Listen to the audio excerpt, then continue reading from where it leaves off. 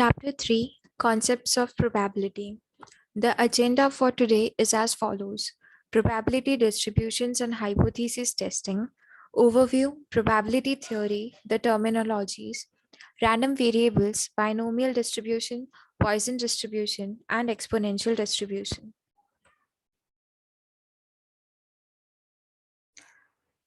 What are we going to study? Why probability is necessary in analytics. We will also discuss about random variables, random experiments, and some basic terminologies of probability. Starting with the definition of probability, probability deals with predicting the likelihood of future events, while statistics involves the analysis of the frequency of past events. Probability is a measure of uncertainty. Probability means the chances of the number of occurrences of an event.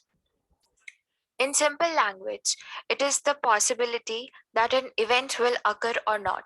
The concept of probability can be applied to some experiments like coin tossing, dice throwing, and playing of cards. You can calculate an event's probability with the following formula. Probability formula. Probability of an event occurring is equal to number of ways it can occur divided by the total number of outcomes. For example, if you wanted to see how likely it would be for a coin to land heads up, you'd put it into the formula like this. Number of ways a heads up can occur equals to 1, and the total number of outcomes is 2 because we have two sides of a coin.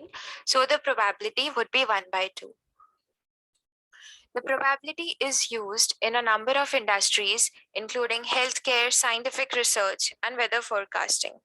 You may not realize it, but most of the decisions you make every day are based on probability.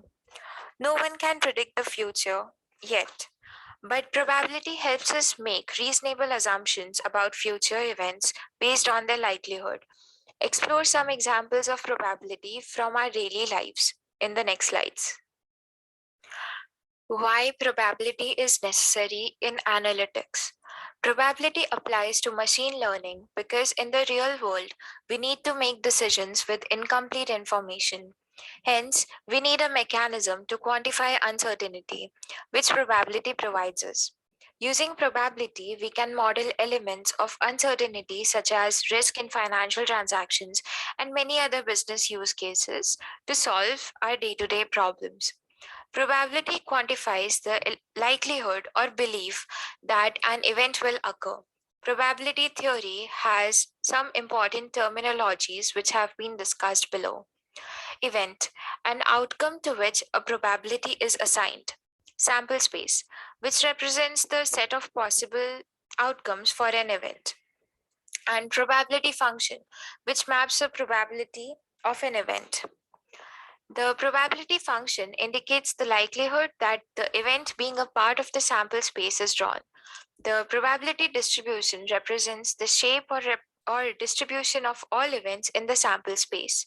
The probability of an event can be calculated directly by counting all the occurrences of the events and dividing them by the total possible outcomes of the event. Probability is a fractional value and has a value in the range between 0 and 1, whereas 0 indicates no probability and 1 represents full probability. Speaking of some basic terminologies, let's have a look at some below. Random experiment. In machine learning, we mostly deal with uncertain events. Random experiment is an experiment in which the outcome is not known with certainty. That is, the output of an random experiment cannot be predicted with certainty. Sample space. Sample space is the universal set that consists of all possible outcomes of an experiment. It is usually represented using the letter S, and individual outcomes are called the elementary events. The sample space can be finite or infinite. Few random experiments and their sample spaces have been shown below.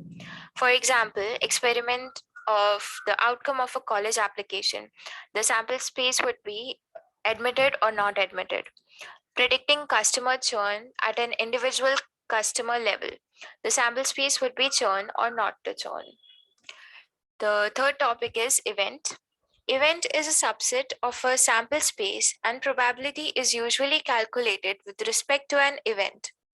Some examples of events include number of fraudulent credit card transactions exceeding 1%, life of a capital equipment being less than 1 year, number of cancellation of orders placed at an e-commerce portal site exceeding 10%, etc. Now let us discuss random variables. Random variables play an important role in describing, measuring, and analyzing uncertain events such as customer churn, employee attrition, demand for a product, and so on. A random variable is a function that maps every outcome in the sample space to a real number. A random variable can be classified as a discrete or continuous, depending on the values it takes. If a random variable x can assume only a finite or countably infinite set of values, then it is called a discrete random variable. Example of some discrete random variables are credit ratings. Usually, credit ratings can be divided into different categories such as low, medium, high, etc., using labels such as double A, triple A, triple B, etc. Number of orders received at an e-commerce retailer, which can be countably infinite. Customer churn, the random variables takes binary value, which is churn and do not churn, fraud, etc. A random variable, let's say x, which can take a value from an infinite set of values, is called a continuous random variable. Example of continuous random variable are as follows. Market share of a company, which can take any value from an infinite set of values between 0 to 100%. Percentage of attrition of employees of an organization, time to failure of an engineering system, time taken to complete an order placed at an e-commerce portal, etc. A discrete variable takes a finite set of values, whereas a continuous variable takes an infinite number of values. If you have a data set with two attributes, let's say age group and profession, age group is a continuous value, whereas a profession is a discrete value. In probability, we define the probability of discrete variables using probability mass function, PMF. PMF assigns probability to every possible variable specific to the data attribute. The probability of continuous variables can be defined using probability density function. As continuous variables are not finite, we use an integral to define PDF. The probability of every possible continuous value has to be greater than or equal to 0, but not preferably less than or equal to 1, as a continuous value isn't finite, although the integration of all probabilities has to be 1.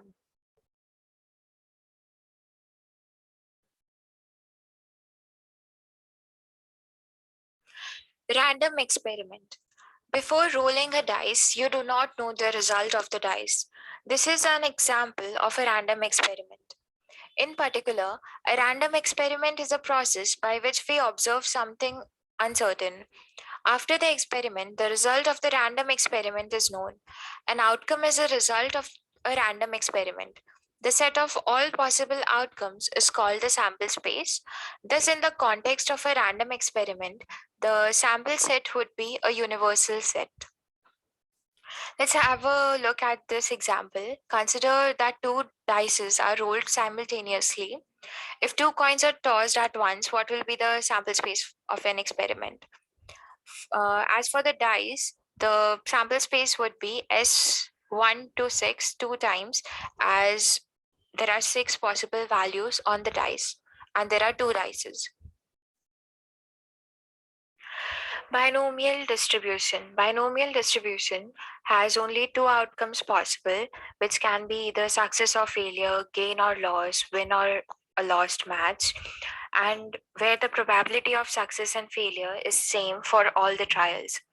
The formula of binomial distribution is calculated as below, where n is the number of trials or occurrences, x is the number of successful trials, and p is the probability of success in a single trial. Some of the applications can be found in industries to find out the probability of faulty or perfect product. Binomial distribution is used. The properties of binomial distribution are as follows: a fixed number of trials. Each trial is independent of the other. There are only two outcomes. The probability of each outcome remains constant from trial to trial, and the probability of success and failure is the same for all the trials. Now let's have a look at the use case.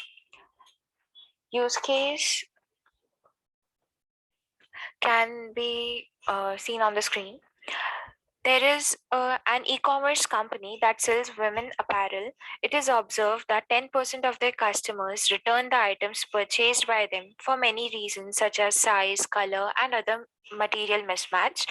On a specific day, 20 customers purchased items from the company.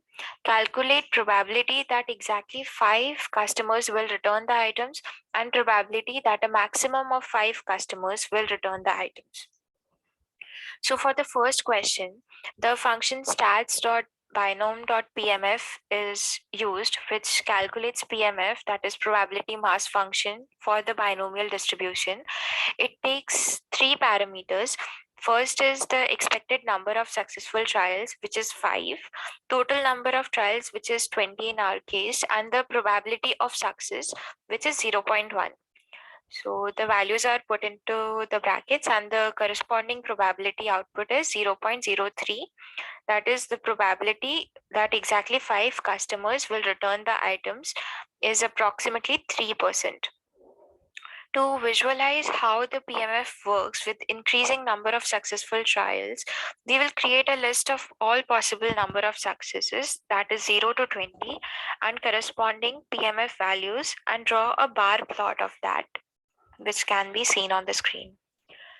As for the second question, where probability that a maximum of 5 customers will return the item, we use class distribution function in this, cumulative distribution function, which returns the probability that a maximum of 5 customers will return the items, which is 0.9887.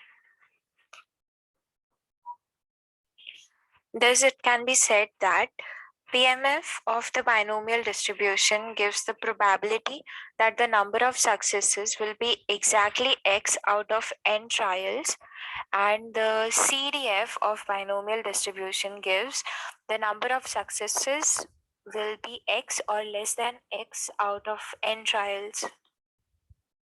As for the third question, probability that more than 5 customers will return the items purchased by them. Total probability of any number of customers returning items is always equal to 1. So the probability that more than 5 customers will return the items can be computed by subtracting the probability of maximum of 5 customers from 1. In other words, the probability that more than 5 customers will return the items can be obtained by computing CDF of 5 and then subtracting it from 1. Let's have a look at Poisson's distribution now. Poisson's distribution.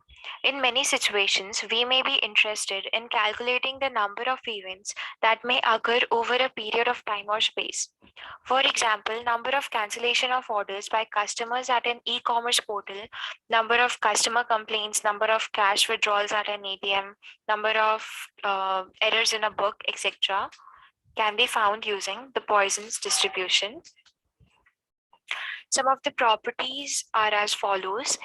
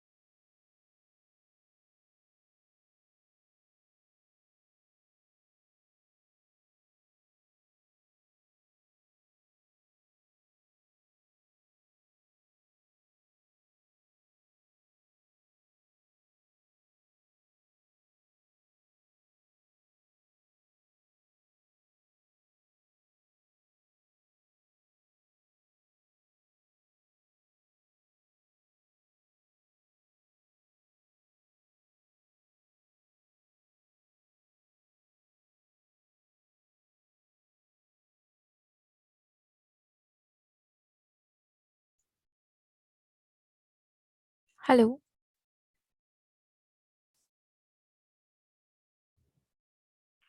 Poisson's distribution. In many situations, we may be interested in calculating the number of events that may occur over a period of time or space. For example, number of cancellation of orders by customers at an e-commerce portal, number of customer complaints, number of cash withdrawals at an ATM, number of errors in a book, etc., can be found using the Poisson's distribution.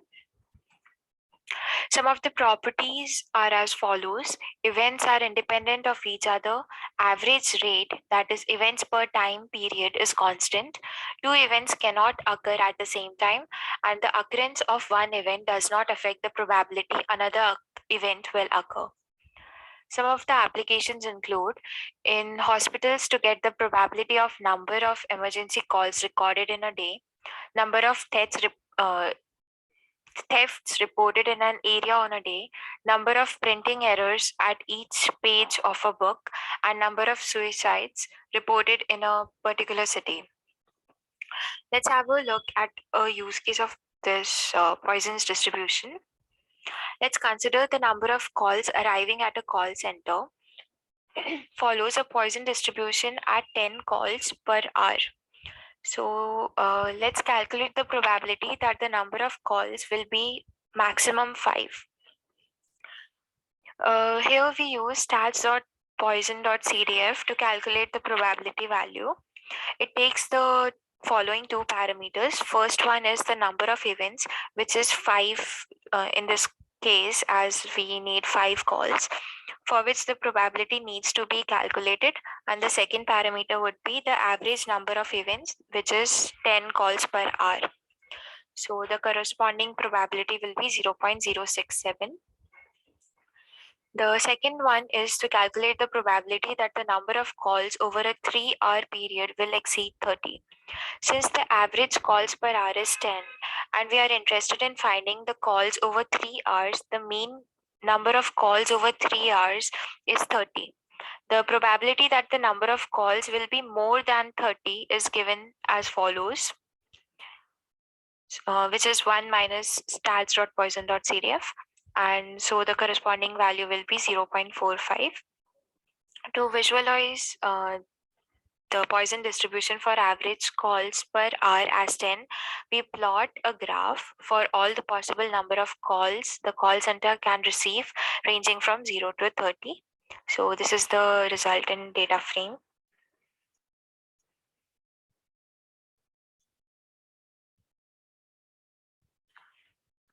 Next is exponential distribution.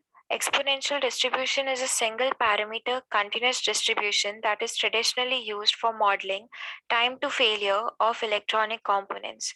The exponential distribution represents a process in which events occur continuously and independently at a constant average rate. It is often concerned with the amount of time until some specific event occurs. Some of the uses of exponential distribution are as follows: to predict the amount of waiting time until the next event occurs, mainly used for testing product reliability, for building continuous time Markov chains, and used to model data with a constant failure rate. Let's have a look at the use case. The time to failure of an avionic system follows an exponential distribution with a mean time between failures, which is MTBF in short, of 1000 hours. So, first we will calculate the probability that the system will fail before 1000 hours. Cumulative distribution up to the value 1000 for exponential distribution will give the probability that the system will fail before 1000 hours. The stats.expon.cdf function takes the number of hours and mean and scale of the exponential distribution as parameters, and the result is 0.63. Second, we calculate the probability that it will not fail up to 2000 hours. So probability will be the same as the probability that the system will fail only beyond 2000 hours. This can be obtained by subtracting the probability that the system will fail from the total probability. and the output is 0.1353. Similarly, we can calculate the time by which 10% of the systems will fail by taking the percent point value and the mean and scale of the exponential distribution. And the same can be visualized in a graph as well by plotting the PDF function against different time to failure hours. This graph shows the failure ranging from 100 to 5,000, and then the PMF. So, thank you for today's session. This was all.